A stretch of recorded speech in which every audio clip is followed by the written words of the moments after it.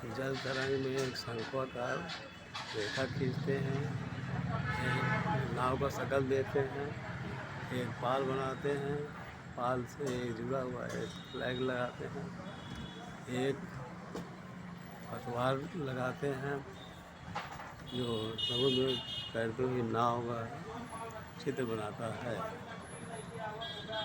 धन्यवाद। मेरे